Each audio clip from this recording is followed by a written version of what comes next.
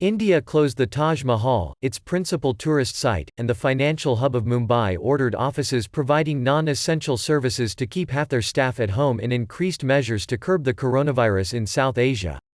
Mumbai, a metropolis of 18 million people, also authorized hospital and airport authorities to stamp the wrists of those ordered to self-isolate with indelible ink reading "home quarantined" and displaying the date the quarantine ends.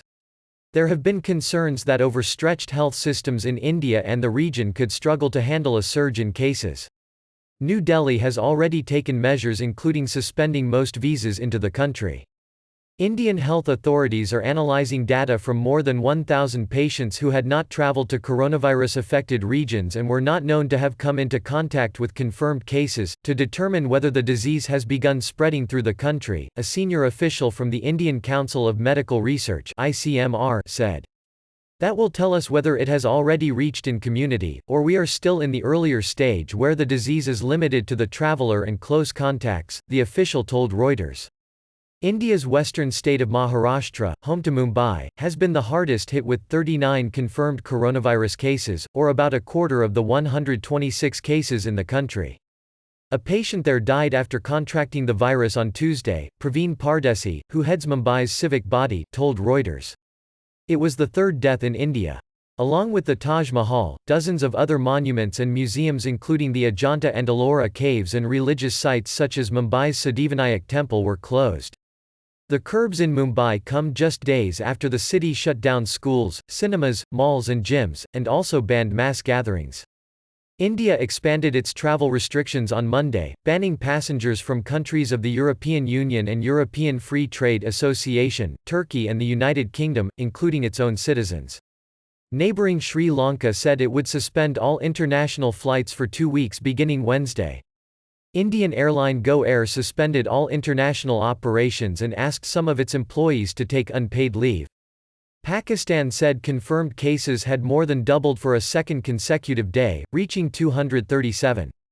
Officials said the jump was largely due to errors in testing and quarantine of travelers who recently returned from Iran through a border crossing in Baluchistan province.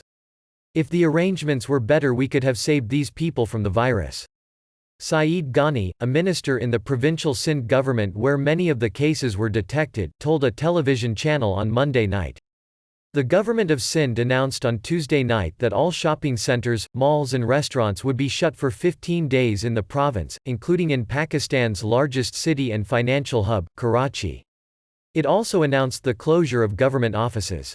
Pakistan postponed its Pakistan Super League cricket tournament.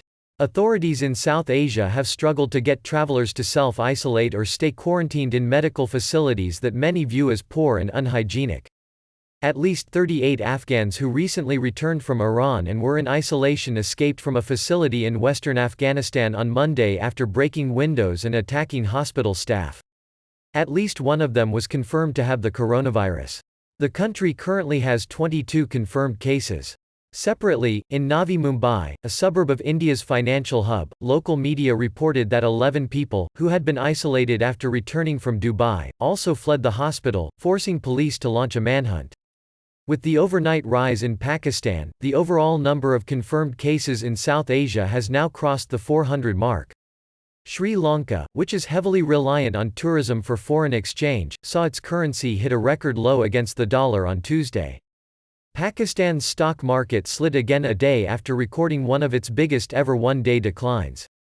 Its central bank cut its policy rate by 75 basis points on Tuesday ahead of an expected decline in inflation due to the virus.